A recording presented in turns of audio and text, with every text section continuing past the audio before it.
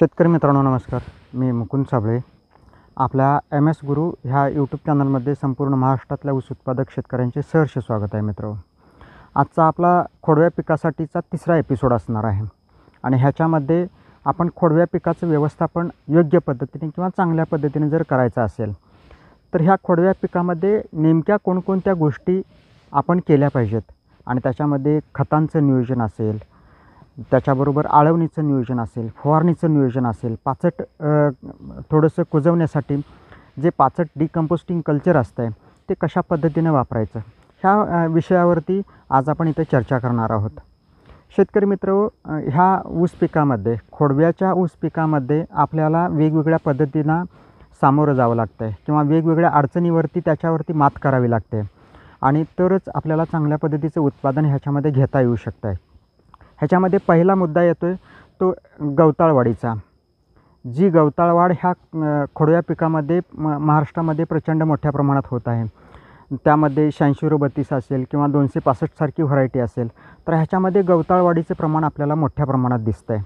तर ह्याच्यासाठी काय करायचं की आपल्याकडं ज्यावेळी हे खोडव्या पिकाचं नियोजन अगदी तुम्ही सुरुवातीपासून करत असताय आणि त्याला सर्वसाधारण एक 45 ते 60 दिवस झाल्याच्या नंतर आपल्याला ह्याच्यावरती एक पहिला स्प्रे घ्यावा लागतो आहे किंवा एखादी पहिली आळवणी ह्या ठिकाणी घ्यावी लागते. तर पहिल्या फवारणीमध्ये आपण ह्या खोडव्या पिकाचं नियोजन करत असतेवेळी काय करायचं आहे तर 45 ते 60 दिवसाच्या दरम्यान ह्याच्यामध्ये IBA सारखा घटक, इंडॉल ब्युटॅरिक ॲसिडसारखा घटक जो आहे तो 1 ग्रॅम घ्यायचा आहे आणि 6 ब्युटॅरिक ॲसिड 6 ग्रॅमच्या आसपास हे घेऊन ह्याचं एक स्टॉक सोल्युशन बनवायचं. ह्याच्यामध्ये चिलेटेड मायक्रो असेल किंवा तुमचं 05234 असेल किंवा 1261 दोन्हीपैकी कोणतीही एक ग्रेड त्याच्यामध्ये वापरायची आहे. शक्यतो 1261 वापरलेली ग्रेड अतिशय छान पद्धतीने त्याचे रिझल्ट येऊ शकतात आणि हे सर्वसाधारण 1 एकरला 1 किलोच्या आसपास आपण ते वापरायचं आहे.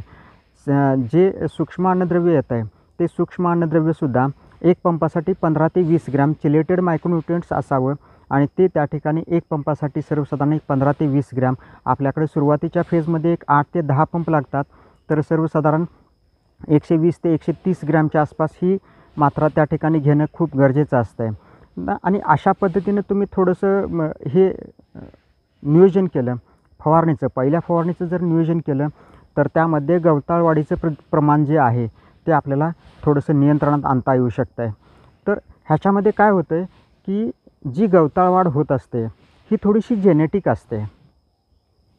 ह्या खोडव्या पिकामध्ये जे आपण बियाणं वापरलेलं असते त्याच्यामधून हे संक्रमित झालेलं असते आणि ते संक्रमण आपल्या खोडव्या पिकामध्ये प्रचंड मोठ्या प्रमाणात निर्माण होतं आहे.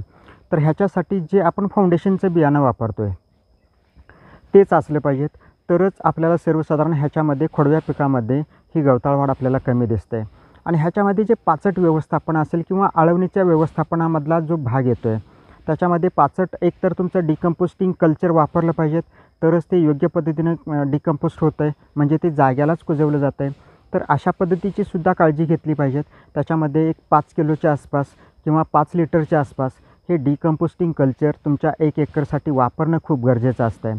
आणि त्याचबरोबर आपण जी आळवणी घेतो आहे त्याच्यामध्ये सुद्धा इंडॉल ब्युटॅरिक ॲसिड आणि जिब्रेलिक ॲसिड सर्वसाधारण एक 2 ते 4 ग्रॅम ह्याच्यामध्ये घेऊन त्याच्यामध्ये humic acid, fulvic acid, amino acid अशा पद्धतीची पहिली आळवणी ज्यावेळी तुम्ही पहिलं फर्टिगेशन करताय, पाणी देताय, अशा वेळेला ह्या पिकामध्ये तुम्ही जर ह्या खोडव्या पिकाचं योग्य पद्धतीने नियोजन करायचं असेल तर ह्याच्यामध्ये अशा प्रकारच्या आळवणीचा घटकसुद्धा त्याच्यामध्ये वापरला पाहिजेत.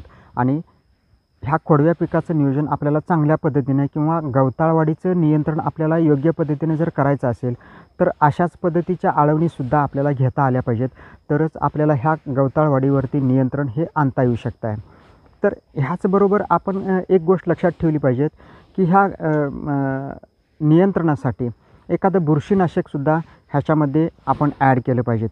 बुरशीनाशक कशासाठी वापरायचं तर ह्याच्यामध्ये काय होतं आहे की जमिनीमध्ये मागच्या एपिसोडमध्ये मी ट्रायकोडर्मा असेल, सुडोमोनास असेल आणि बॅसिलस असेल अशा प्रकारचं कल्चरसुद्धा वापरायला सांगितलेलं आहे.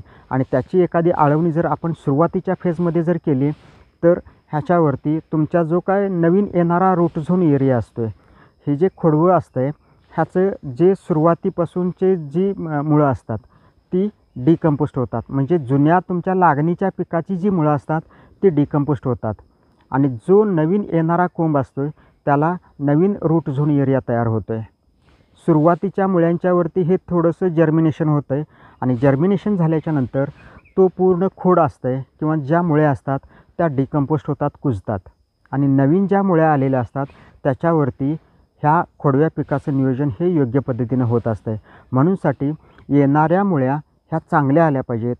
त्यांना पांढऱ्या मुळ्या येण्याचं जे प्रमाण आहे ते सुरुवातीच्या फेजमध्ये चांगल्या पद्धतीचं असलं पाहिजेत. ह्याच्यासाठी ह्युमिक ॲसिड, फुल्विक ॲसिड आणि अमायनो ॲसिड अशा पद्धतीचं घटक असलेलं एखादं कल्चर आपण त्या ठिकाणी आळवणीसाठी वापरलं पाहिजेत. तरच आपल्याला हा रूट झोन एरिया चांगल्या पद्धतीनं डेव्हलप करता येतो आहे.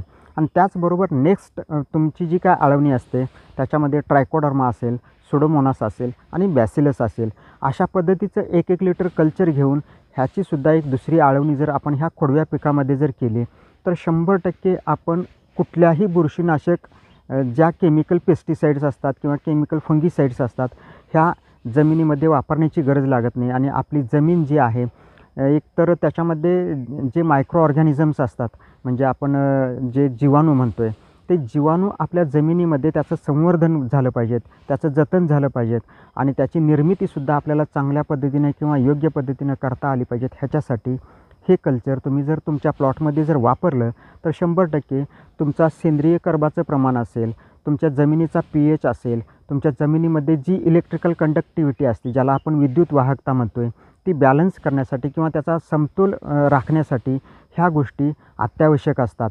आणि ह्या गोष्टी जर आपण वापरात आणल्या किंवा त्याचा वापर जर योग्य पद्धतीने केला तर खोडव्या पिकाचं सुरुवातीपासूनचं नियोजन आपल्याला चांगल्या पद्धतीने करता येत आहे. अशाच पद्धतीच्या नवनवीन टेक्निकल व्हिडिओ आपल्याला जर पाहिजे असतील तर आपलं MS गुरु शुगरकेन फार्मिंग यूट्यूब चॅनल जे आहे ते सबस्क्राईब करायला अजिबात विसरू नका. आणि आपण जर नवीन असाल तर हे जे काय व्हिडिओ देतो आहे ते प्रत्येक शेतकऱ्याच्या बांधापर्यंत गेलं पाहिजेत. त्यानं त्या सिस्टीमचा आपल्या प्लॉटमध्ये वापर केला पाहिजेत. आणि महाराष्ट्रामध्ये खोडव्या पिकाचं जे काय उत्पादन येतं आहे ते अतिशय कमी येत चाललेलं आहे. ह्याच्या पाठीमागची ही जमिनीमधली थोडीशी काही कारणं आहेत आणि ही कारणं थोडीशी दुरुस्त करून आपण जर अशा पद्धतीच्या सिस्टीम किंवा अशा पद्धतीच्या टेक्निकल ज्या काय तंत्रज्ञान आहेत त्याचा जर वापर आपण आपल्या प्लॉटमध्ये जर केला तर 100% सांगतो तुमचं खोडव्याचं जे काय उत्पादन येतं आहे ते आपल्याला चांगल्या पद्धतीने घेता येऊ शकते किंवा चांगल्या पद्धतीचं टनेज आपल्याला 100% भेटू शकतं आहे. ह्याच्यासाठी हे शेअर पण करायला शिका. धन्यवाद मित्रांनो.